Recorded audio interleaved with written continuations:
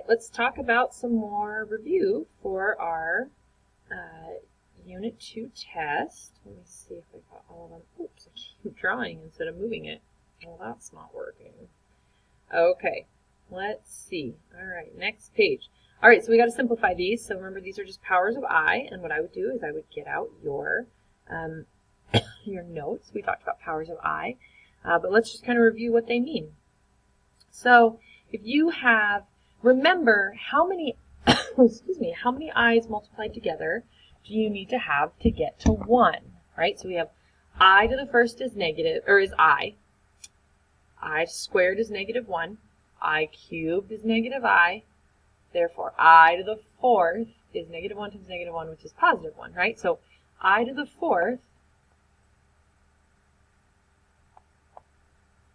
equals 1. So basically, when we're simplifying, we have to figure out, let's make groups of I to the fourths, right? Let's make groups of 4 i's, and then all we have to do is figure out what's left over, right? So here, I'm going to draw these all out for you so you can see it. We won't do it on all of them because I don't want to draw out 51 of them. Okay, there's 5 i's, right? Now, I take a group of 4 of them. When I multiply I times I times I times I, that equals 1. So now all I'm left with is 1 times I, which is I. All right? So let's do that for a bigger number. 5, it's easy because you can draw them out. With a bigger number, let's think about how many groups of 4 can I get? Well, we have I to the fourth, I to the fourth. Another group of 4 is going to be, that's 8, 12, 16, 20, 24, 28, 32, 36, 40, 42, or 44, 48. Ooh. Okay, so all of those, I'm up to 48 i's now, right? I to the fourth times itself. I'm up to 48 i's. Can I go one more? Well, one more would give me to 52, right? So I can't go any more. So all I've got left then is I to the third. So I have all these groups of 4i, or I to the fourth, and each of these is equal to 1. So that equals 1, 1, 1, all the way down equals 1. So we have 1 times 1 times 1 times 1 times 1 times 1 times 1, all the way down. That takes care of 41 of our i's. So 41 of our i's are taken care of and completely just turn into 1. And what do we have left over? Well, we have I to the third. What is I to the third? I to the third is negative I. So I to the 51st is negative I. So let's look at I to the 55th. Well, I to the 55th, we can have 52 i's would give us, what did we figure out? How many groups is that? 52 divided by 4, that's 13 groups, because I can do math. So that's 13 groups of 4, and then we have 3 left over. So we have I to the fourth 13 times, okay? Those all equal 1, so we have 1 times itself 13 times, which is still just 1. And then we have I cubed left over because we have 3 of them left over, which is negative I.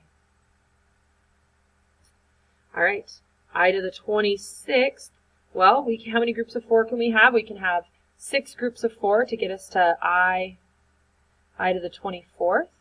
And how many would be left over? 2 I. So I times I is I squared, so that is negative 1. All right, how many groups of 4 can we get into 87? Well, we could almost get 22, because 88 would be 22. So we can get 21 groups. 21 groups of I would give us 84. And then we have 3 i's left over, so that is negative I. And 94, let's see, I'm just going to do that. Divided by 4, okay, I can have 23 groups. So, 23 groups would be 92 of those i's would be taken care of in groups of 4, and we'd have 2 left over, so that's negative 1. All right, Write the complex conjugate of the following numbers. Remember, a complex conjugate is really just, it's kind of like the difference of squares when we think about it. It's the number, when we multiply it by this number, that we would end up with a real number out. All the i's would cancel each other out, and we have just a real number. So the complex conjugate of this one is 5 minus 9i, because when I multiply those together, the i's cancel each other out. The complex conjugate of this is 7 plus 7i. The complex conjugate of this one is 2 minus I. That easy. Okay, find two complex numbers whose product is 34. So we have to think about this, and we have to think, okay, for them to have a product that is 34 with no i's at all, that means they probably have to be complex conjugates of each other, or they have to be some combination where those middle terms are going to go away. So let's think about, this is not the answer, but think about something like this. All right, what would we get if we multiply these two complex conjugates together? We get 81, our middle terms cancel out, and then we have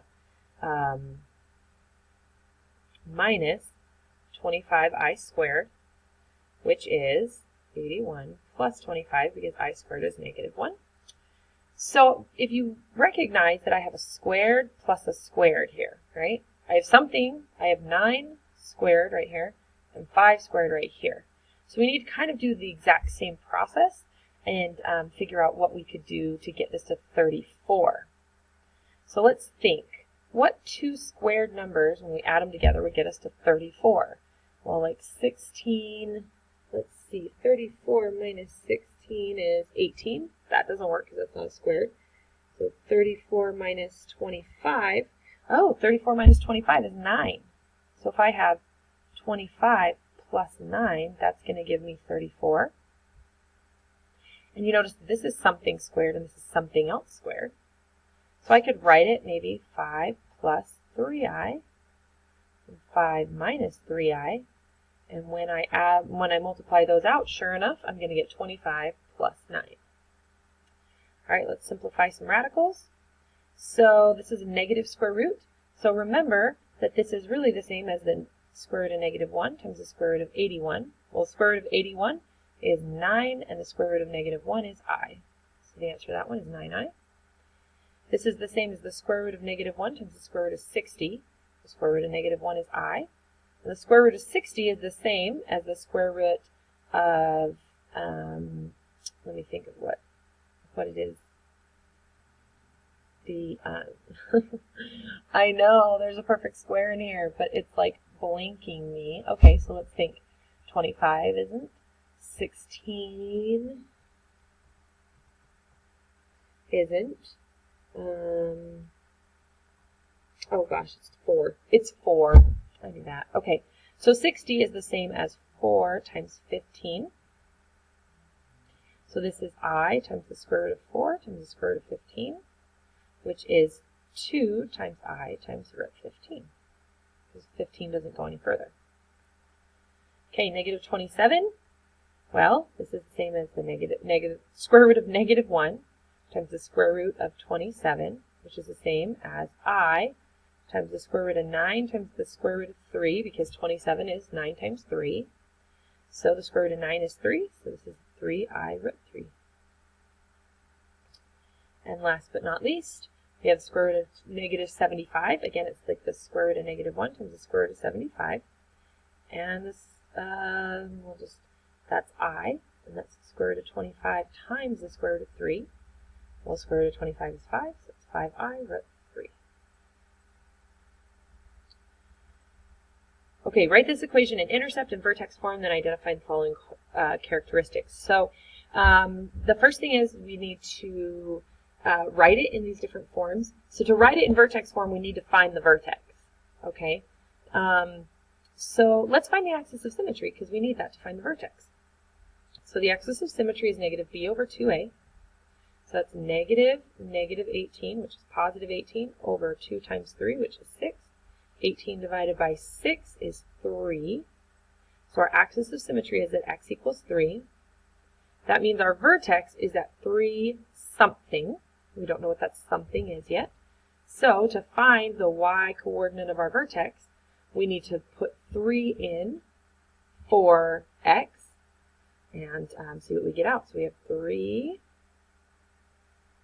times 9 minus 18 times 3 minus 21. So that is 27. What's 18 times 3? That's minus 54. Minus 21.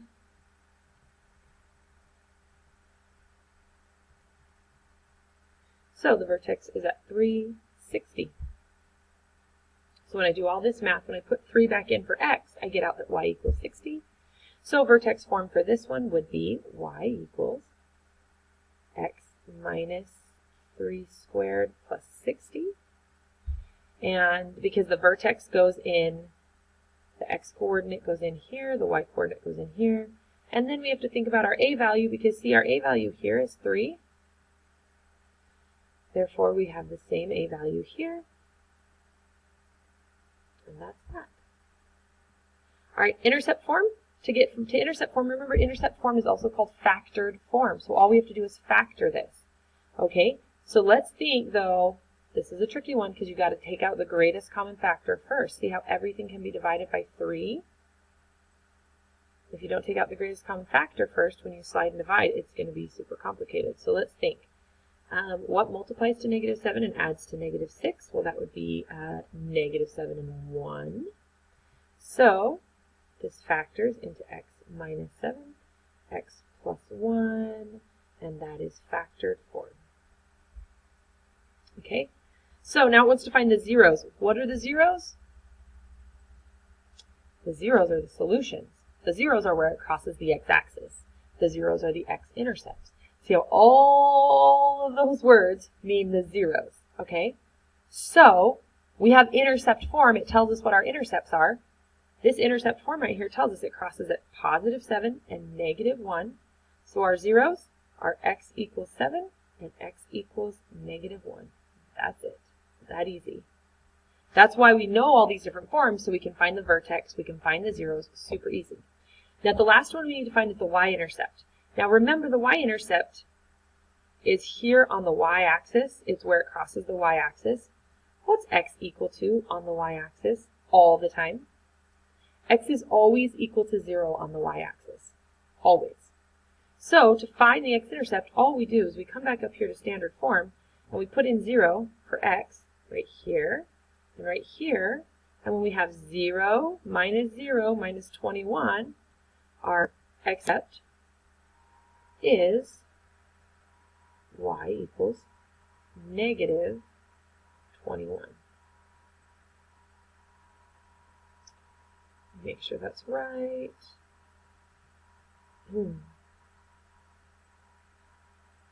That does seem odd because our vertex is at negative, it's at 3, positive 60.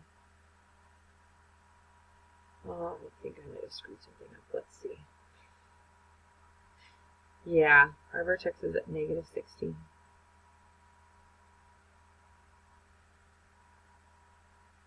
Because we have 27 minus 54 minus 21.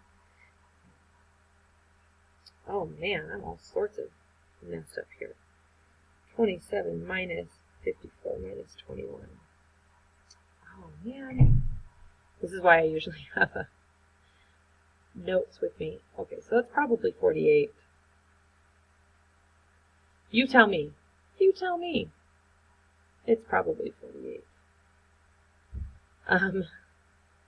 But that would make sense then, that we would have an x-intercept at negative 21, or a y-intercept at negative 21, because it would be going up. So, if I had more time on my video, we would graph that, but I don't. So, that's the end of our packet. So, hopefully that helps you. I hope you're prepared for the test. I think you're going to be great. Just write down the things that you know, and you'd be surprised at how much you get.